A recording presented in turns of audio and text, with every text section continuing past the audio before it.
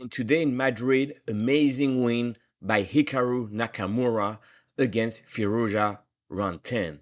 Let's go straight into the action. They play Sicilian Najdorf. Firouzja is black, and here with white, bishop e3.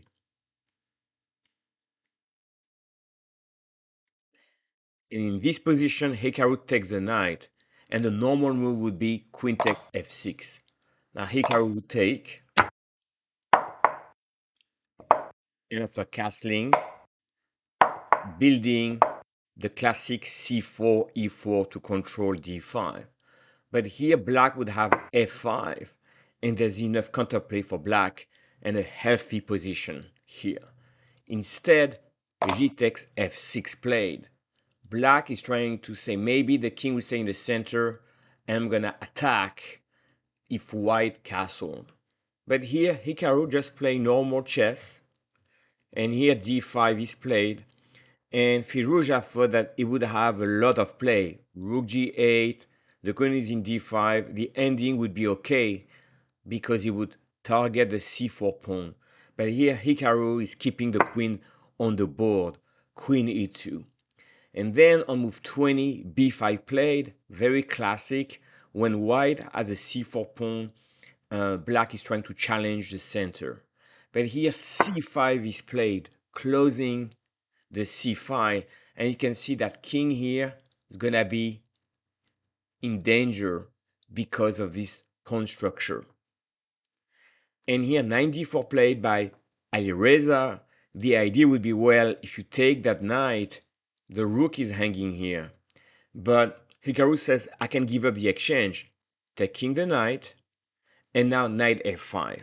Look at this knight. This knight's gonna win the game because black doesn't have any pawn to move away the knight. And we know that when we have a knight on f5, the queen could come here, the bishop could come here. We're attacking the queen. It is obvious to me that Alireza went wrong and white has more than enough play for the exchange. Now queen h5, and here excellent move. Do you want to exchange the rooks? No.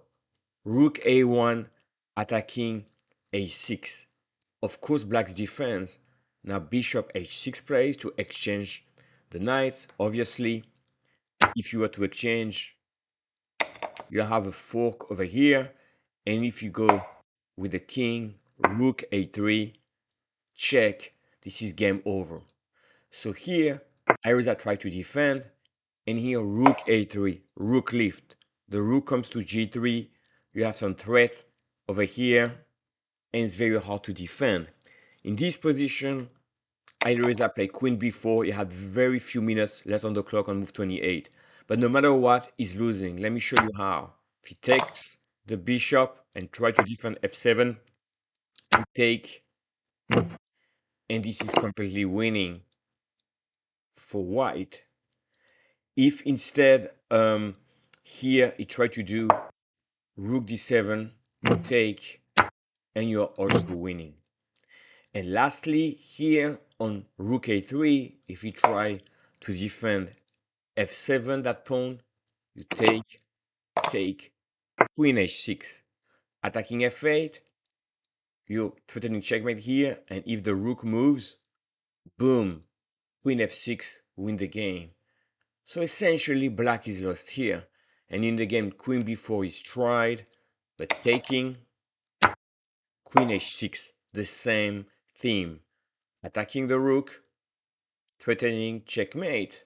So yes, you come here, and now rook g3, you're threatening take and checkmate, and if the rook moves back, queen f6 wins.